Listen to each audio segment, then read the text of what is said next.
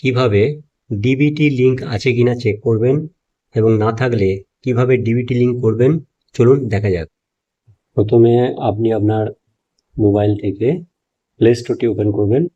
Play স্টোরটি open করার পরে এখানে উম্যাং ইউম্যাং বলে যে অ্যাপটি আছে সেই অ্যাপটিকে আপনি প্রথমে ইনস্টল করে নেবেন, তারপর ওপেন করবেন।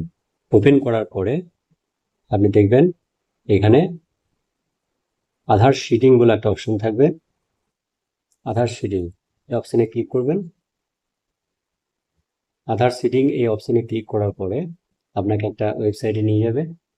এই ওয়েবসাইটের মধ্যে আধার ম্যাপ স্ট্যাটাস এইখানে আপনি ক্লিক করবেন। ক্লিক করার পরে এন্টার ইউর আধার, এখানে আপনি আপনার আধার নাম্বার দেবেন। তারপরে নিচে ক্যাপচাটা ফিল আপ করবেন। যে চেক স্ট্যাটাসটা যখনই আপনি ফিল আপ করবেন, ফিল আপ করার পরে আপনাকে কিন্তু দেখাবে যে আপনার যে আধারটা ব্যাংকের সাথে ডিবিটি লিঙ্ক করা আছে কিনা। এটা কিন্তু আপনি পরিষ্কার দেখতে পাবেন।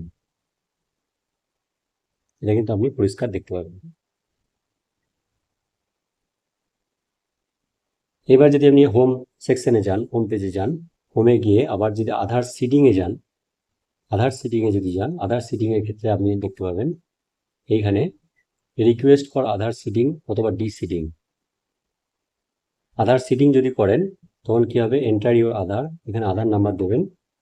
আধার নাম্বার দেওয়ার পরে এখানে সিডিং অপশনে ক্লিক করবেন। এখান থেকে আপনি যে ব্যাংকটাকে আপনি দেবেন, কেবলমাত্র একটি ব্যাংক আপনি দিতে পারবেন, সেই ব্যাংকটিকে আপনি সিলেক্ট করবেন, একটিমাত্র ব্যাংক যার সাথে আপনি ডিবিটি লিঙ্ক করাতে চাইছেন। যদি ফ্রেশ সিডিং করেন তাহলে ফ্রেশ সিডিং দেবেন, মানে প্রথমবার যদি আপনি ডিবিটি লিঙ্ক করতে চাইছেন তাহলে ফ্রেশ সিডিং দেবেন। কিংবা যদি আপনি মুভমেন্ট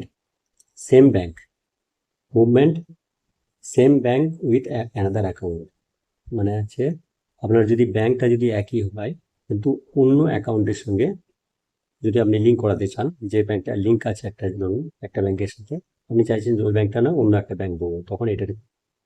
আর একটা মুভমেন্ট এটা কি হচ্ছে, from one bank to another bank, মানে আপনার যদি ওই ব্যাংকটাকে চেঞ্জ করে যদি অন্য ব্যাংক দিতে চান তাহলে তৃতীয় নাম্বারটা সিলেক্ট করবেন। তারপরে অ্যাকাউন্ট নাম্বার দেবেন, কনফার্ম অ্যাকাউন্ট করবেন।